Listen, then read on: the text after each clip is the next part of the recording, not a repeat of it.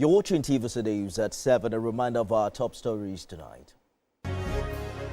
Federal, state government, other dignitaries commemorate 2026 Armed Forces Remembrance Day. Kogi state government demolishes buildings reportedly used by suspected ISWAP and bandits as hideouts in Okene.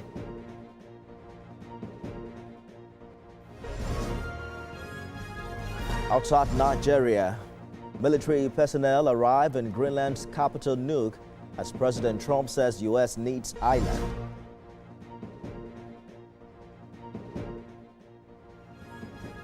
And in sports, defending champions, the Super Falcons of Nigeria have been drawn in Group C of the 2026 Women's African Cup of Nations alongside Zambia, Egypt, and Malawi.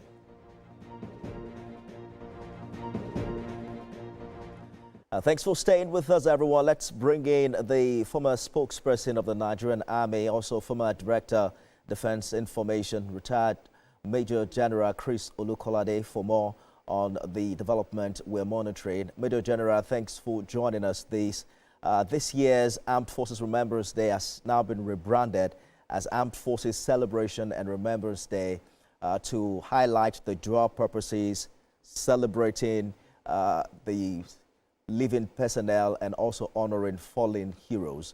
What message would you say this is sending about the evolving role of the military in Nigeria?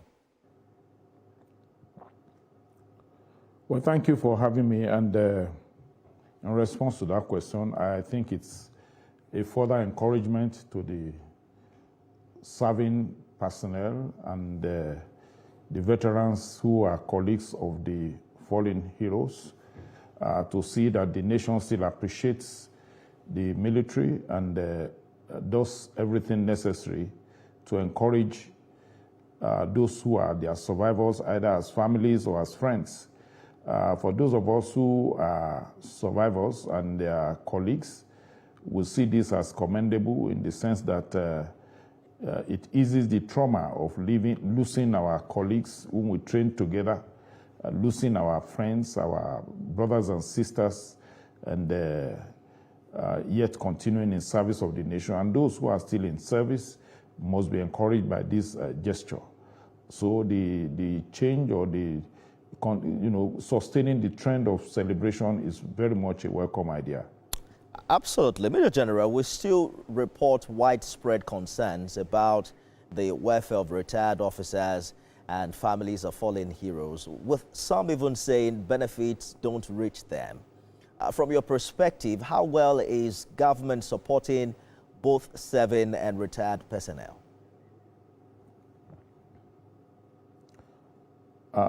Generally, the efforts are, would I say incremental in the sense that there have been a lot of reaction to encourage the veterans.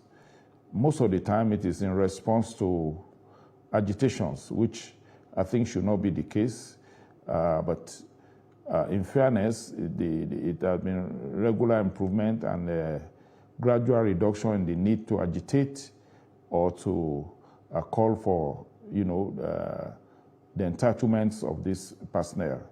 It seems that there's some conscious effort to address the concerns, particularly in the payment and sustenance of the normal expectations of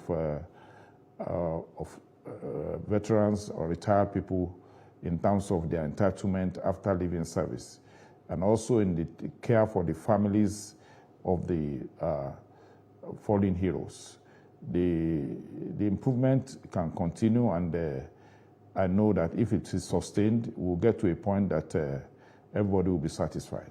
Break this down for us so we have an idea of what the current status is. As a retired Major General yourself, can you speak candidly on whether your own welfare is being taken care of and how it compares to what lower ranked retirees experience? Well, I'm just hearing you faintly, but I will try to respond to the merger I heard from you. It is that the efforts, like I said earlier, ought to be sustained and in a more commendable way. We believe that, for instance, most of this is anchored on the activities of the Ministry of Defense, whose major role is to take care of the welfare and operations of the service personnel and connect them with the government. With the recent developments in the ministry, we believe that there will be an improvement, and there are already indications in that regard.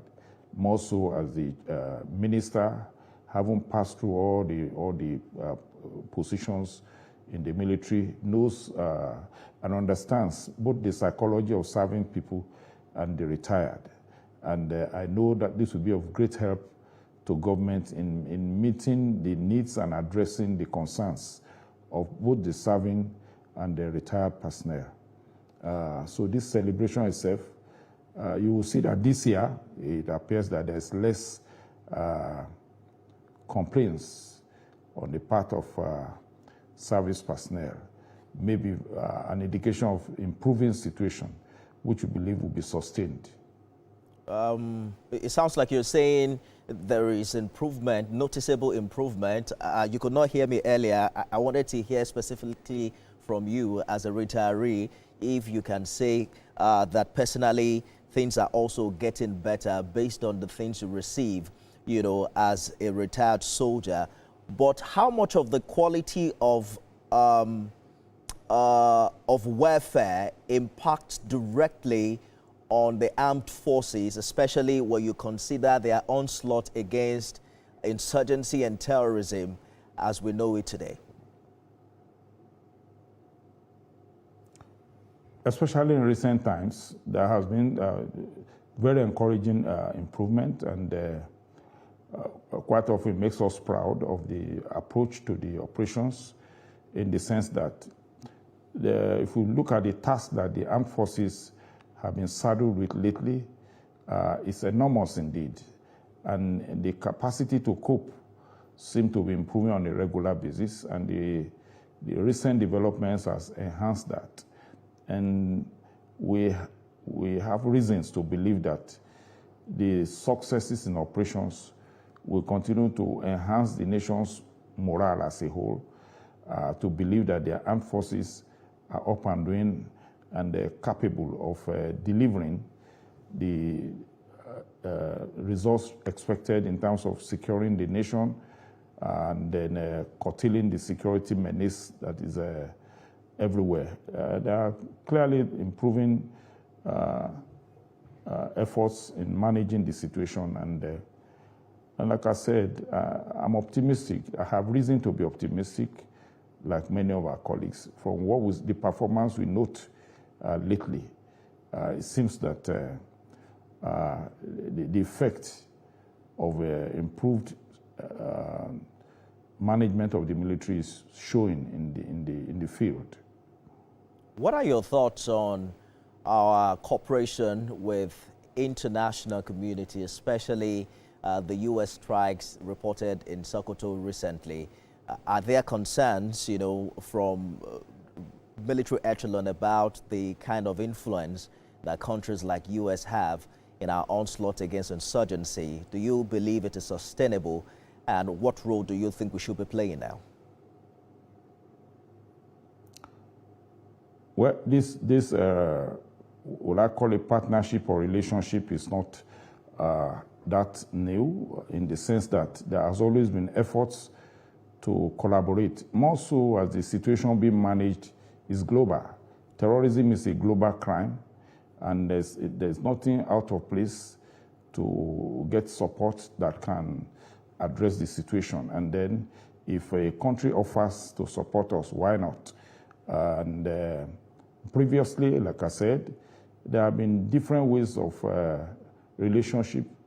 You will recall that at a particular time, at least in the diplomatic circles, the concern had been some unnecessary accusation of human rights abuses in the course of our efforts to tackle insecurity. We are no more operating, we are no more, performing that kind of atmosphere. We are now in an atmosphere where they are offering direct effort to support our efforts locally.